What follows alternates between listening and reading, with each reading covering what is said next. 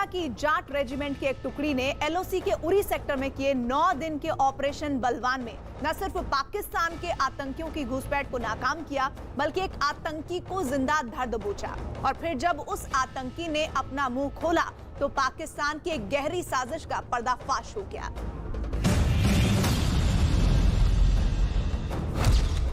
ये है पाकिस्तान की आतंक की फैक्ट्री से निकला जीता जागता सबूत। नाम अली बाबर, उम्र 19 साल। ये अली बाबर कौन है, क्या करता है, यहां इस वक्त क्यों है? सबसे बड़ी बात, ये कैसे पाकिस्तान की खुफिया एजेंसी और पाकिस्तान की सेना को बेनकाब कर रहा है।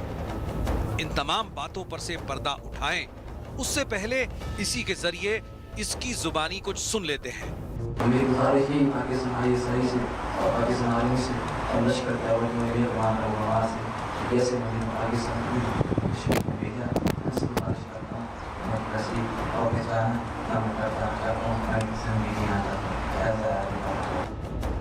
बाबर ने पूछताछ में ये बात कबूल की है कि लश्कर तैयबा 5 साल पहले हुए उरी जैसे बड़े हमले को फिर से दोहराने की फिराक में था। सर्जिकल स्ट्राइक की सालगिरह से ऐन पहले खुद पाकिस्तानी आतंकी के मुंह से उरी जैसे ही खतरनाक आतंकी हमले की बड़ी साजिश का पर्दाफाश भारतीय सेना की जाट रेजिमेंट की एक टुकड़ी की बड़ी कामयाबी माना जा रहा है, क्योंकि इससे न सिर्फ भारतीय सेना के जाबाज जवानों ने एक बड़े आतंकी हमले को टाला, बल्कि एक आतंकी को जिंदा पकड़ लिया। पाकिस्तानी आतंकी अली बाबर ने पूछताछ में कई सारे राजों पर से पर्दा उठा दिया। उसने कबूल किया है कि आईएसआई के कहने पर ही वो भारत में हथियारों और गोला बारूदों की सप्लाई के लिए आया था और उसके साथ 6 लश्कर के आतंकी मौजूद थे।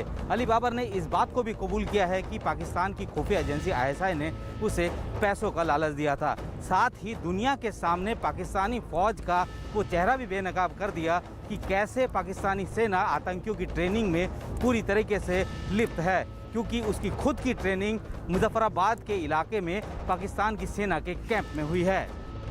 बाबर ने पूछताछ में ये बात कबूल की है कि लश्कर तैयबा 5 साल पहले हुए उरी जैसे बड़े हमले को फिर से दोहराने की फिराक में था। भारतीय सेना की 19 इन्फेंट्री डिवीजन के जीओसी मेजर जनरल वीरेंद्र वत्स ने उरी में पाकिस्तान की बड़ी साजिश का पर्दाफाश किया है, और ये अली बाबर उसी पर्दाफाश का जीता जागता सबूत है। उरी सेक्टर और एलओसी के पास का ये नक्शा असल में भारतीय सेना की उस टुकड़ी का वो ऑपरेशन एरिया है जहां आतंकियों को घेरा गया था। दरअसल 18 सितंबर को भारतीय सेना ने एलओसी के उरी सेक्टर में पाकिस्तान के 6 आतंकियों की एक घुसपैठ को नाकाम किया था। आतंकियों की तलाश के लिए जाट रेजिमेंट के कैप्टन मुश्ताक ने एलओसी पर कॉम्बिंग ऑपरेशन शुरू किया, जिसका नाम रखा गया ऑपरेशन बलवान। असल में अली बाबर कहूटा के हलाली सुमाली में आईएसआई के एक डिटैचमेंट में रह रहा था। इस दौरान उसे टेक्निकल कम्युनिकेशन, जीपीएस और मैट्रिक्स का कोर्स कराया गया। कोर्स पूरा होने के बाद बाबर को 6 पाकिस्तानी आतंकियों के साथ 18 सितंबर को एलओसी पर पाकिस्तानी सेना की जाबरी पोस्ट से लॉन्च किया गया। लेकिन एलओसी पर ही आतंकियों का सामना भारतीय सेना की जाट रेजिमेंट की पेट्रोलिंग पार्टी से हो गया। आतंकियों को सीमा में घुसता देख भारतीय सेना की टुकड़ी ने उन्हें ललकारा तो 4 आतंकी वापस पाकिस्तान भाग खड़े हुए।